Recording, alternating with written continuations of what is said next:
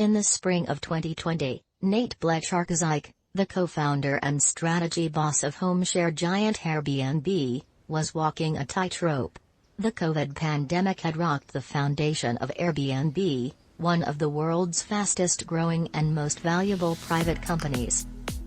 Overnight, millions of customers canceled bookings. New reservations vanished. Airbnb's revenue dropped some 80%. To keep the lights on, the company raised $2 billion in emergency funding from existing investors. Now Blecharczyk's co-founder and CEO, Brian Chesky, wanted him to turn around and give away $250 million to Airbnb's hard-hit hosts. Brian is a bold leader who's always pushing you past your comfort zone, Blecharczyk says and laughs.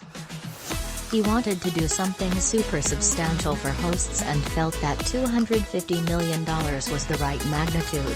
The magnitude did not sit well with Airbnb's financial team and board, who were wary of unforeseen problems that could arise from Chesky's version of economic stimulus. So once again, Blecharczyk, Airbnb's tech-savvy co-founder, had to turn Chesky's big idea into a workable plan.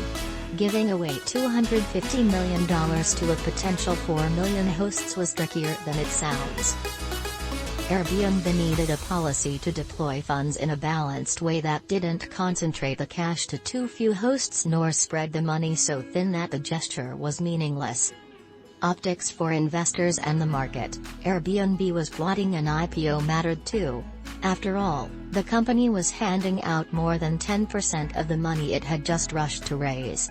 How do we design a program that takes care of hosts and also has the right controls, so we don't get over our skis in this time of great uncertainty?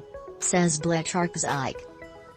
He dove into data and computer models, analyzing the number of cancelled stays, forecasted upcoming cancellations, calculated the amount of revenue lost, and organized hosts by the strictness of their cancellation policies and size. Small hosts got top preference.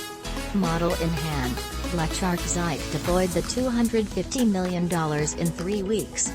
More than 650,000 hosts were paid 25% of their lost reservation income. I was the editor of the process, making sure that we weren't making decisions prematurely and getting the team to think bigger, says Blecharczyk.